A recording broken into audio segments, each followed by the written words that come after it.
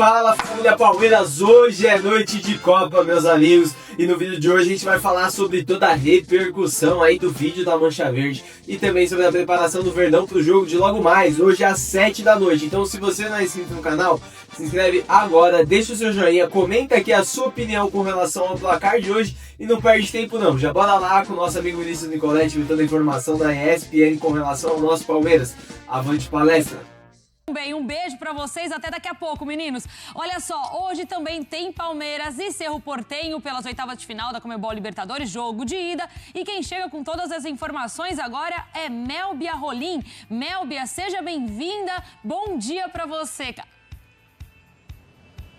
Oi, Natasha, um forte abraço pra você, pro Breiler, pro Dom, que é claro, a todos os fãs de esportes. Então, estamos aqui na frente do Nubank Park, onde a partir das 7 horas da noite a bola rola para essas duas equipes, Palmeiras e Cerro Porteño, mas a imagem que chama mais atenção por aqui fica justamente na frente do Nubank Park e tá aqui atrás de mim, ó, duas faixas de protestos da principal torcida organizada que foi colocada ontem à noite aqui. Uma delas diz: a paciência acabou, e a outra diz: contra o sistema. Mas o que ajuda a explicar melhor essas duas faixas é justamente o asterisco, porque inicialmente esse protesto foi interpretado como se fosse contra o técnico Abel Ferreira, porém o asterisco ajudou a interpretar justamente essas duas faixas, dizendo que na verdade o protesto é contra o sistema que a torcida organizada chama de críticas ao STJD, a parte da imprensa e também a arbitragem. Apesar disso, a bola rola, como eu falei, a partir das 7 horas da noite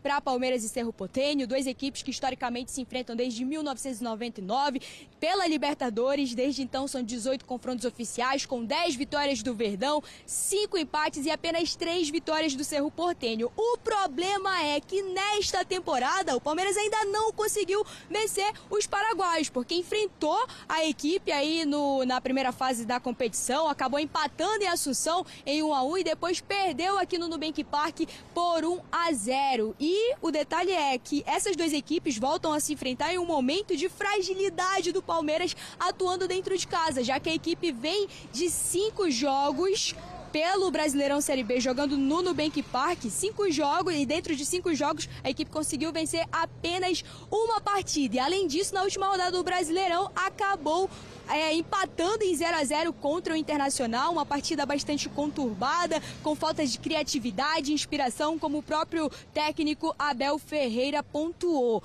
Inclusive, a expectativa já está muito em torno da equipe que vai entrar de forma mais ofensiva, justamente contra uma equipe mais fechada, que é o Cerro Porteño. E a expectativa está em torno dos nomes que entrarão como titular. Como contra o Internacional, entrou o Maurício, o Ramon Sousa. Porém, a expectativa está em torno do nome do Flaco Lopes e também do Vitor Roque, Natasha. Sport Center com mais informações e destaques do Palmeiras. Melbia, seja bem-vinda novamente. Obrigada, Natasha. Então, no Palmeiras, a novidade da vez está no setor defensivo, né? Porque o zagueiro Gustavo Gomes estava se recuperando de uma lesão na posterior da coxa direita, estava fazendo transição física e deve pintar na equipe de Abel Ferreira hoje. Deve ser justamente a principal novidade. Ele que não jogava pelo Palmeiras desde o jogo contra o Vitória pelo Brasileirão Série A. E outro ponto importante é que o Abel Ferreira ganhou novos atletas para o mata-mata da Libertadores, porque o Palmeiras inscreveu novos jogadores aí na Liberta, que são eles: o zagueiro Barbosa, que inclusive chegou nesta janela de transferências, o goleiro Kaique, que estava emprestado ao futebol português, e também 3 jogadores da base do Sub-20. São eles: Rafael Coutinho, Felipe Tereza e também Miguel Belong. Falamos ainda há pouco a respeito da parte defensiva do Palmeiras, mas temos destaque também no ataque, porque o John Arias falou a respeito desse confronto e vamos acompanhar agora. Que a Libertadores é dos nossos grandes objetivos da temporada. A gente tem essa possibilidade amanhã, que diante do nosso torcedor, começar esse mata-mata das oitavas.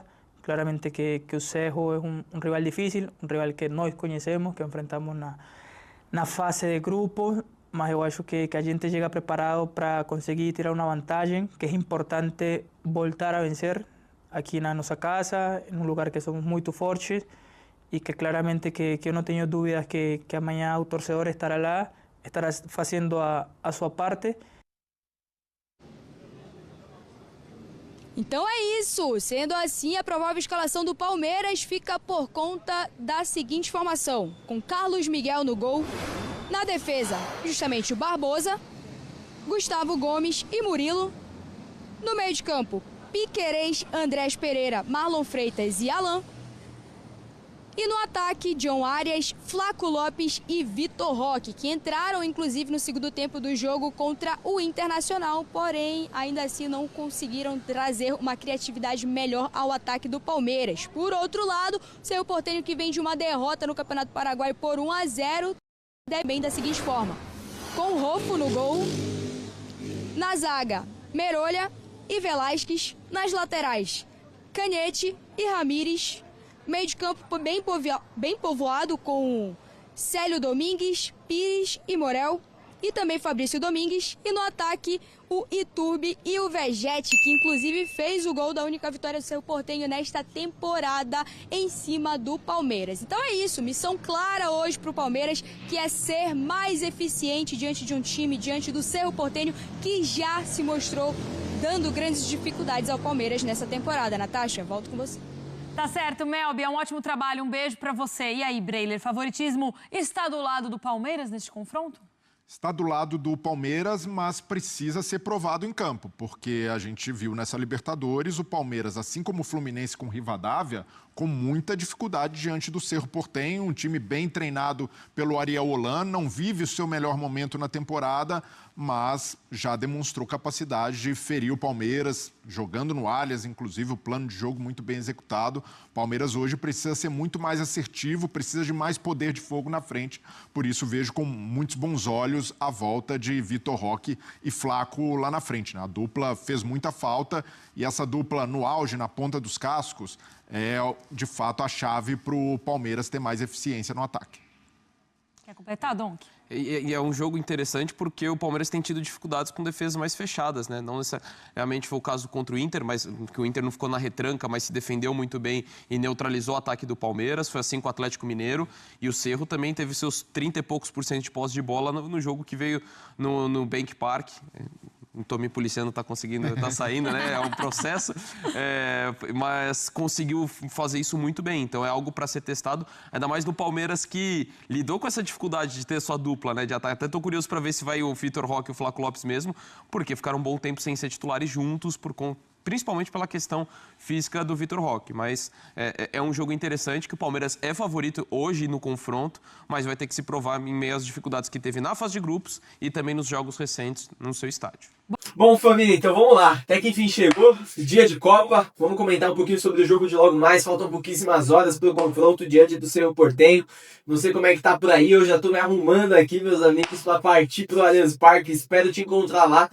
Mas, basicamente, a Allianz Parque não, Nubank Park, né? É difícil recordar que a mudança aconteceu. Mas, enfim, Nubank Park, a expectativa já tá lá em cima. A gente viu até mesmo um burburinho aí nas redes sociais desde segunda-feira à noite por conta, né, da postagem da Mancha Verde. Pedi aqui pro nosso editor colocar a postagem aqui, né, falando que acabou a paciência. E aí saiu todo mundo falando um monte, inclusive nós. Inclusive nós caímos no bait. Né, ontem a gente veio falando aqui sobre, né, o pedido para a saída de Abel Ferreira e que nós concordamos até com o posicionamento da torcida organizada, mas entendemos que não é o momento de cobranças ao elenco ou ao treinador ou à diretoria. A gente está chegando aí num momento delicado da temporada onde cada jogo é uma final, no Campeonato Brasileiro cada jogo é uma final. A gente tem aí Libertadores nesse mês e aí semana que vem o jogo de volta da Libertadores, na semana seguinte o jogo de ida contra o Santos pela Copa do Brasil. Então são momentos decisivos assim na temporada e que realmente a gente precisa unir as forças para conseguir sair com títulos, né? Nós esperamos realmente esse ano aí pegar pelo menos uns 2 ou 3 títulos aí que nós ainda temos em disputa, família. Então assim, não é um momento de vermos divisão nas arquibancadas, não é um momento de divisão entre a torcida do Palmeiras. Cada um pode ter a sua opinião e tudo mais, mas começando pelo que o vídeo da Mancha Verde falou ontem, né? Nada está acima do Palmeiras. E nós vivemos e fazemos pelo Palmeiras. Estamos lá. Então, assim, é apoio total. foco nos 90 minutos iniciais para depois focar no jogo da volta. Se Deus quiser fazer uma boa vantagem aí, ó, o Zeca também tá ansioso pro jogo, vocês têm noção como esse cachorro tá ansioso, mas criar uma boa vantagem, né, no jogo de ida, para que no jogo de volta, se Deus quiser, a gente confirme a classificação lá no Paraguai. E o time que vai a campo hoje, família, é um time já muito conhecido. Para falar a verdade, talvez a gente vá jogar aí com o que Abel Ferreira tem de melhor em mãos, né? Embora a gente questione um pouco a escalação, né? Eu particularmente não gosto da escalação com 3 zagueiros.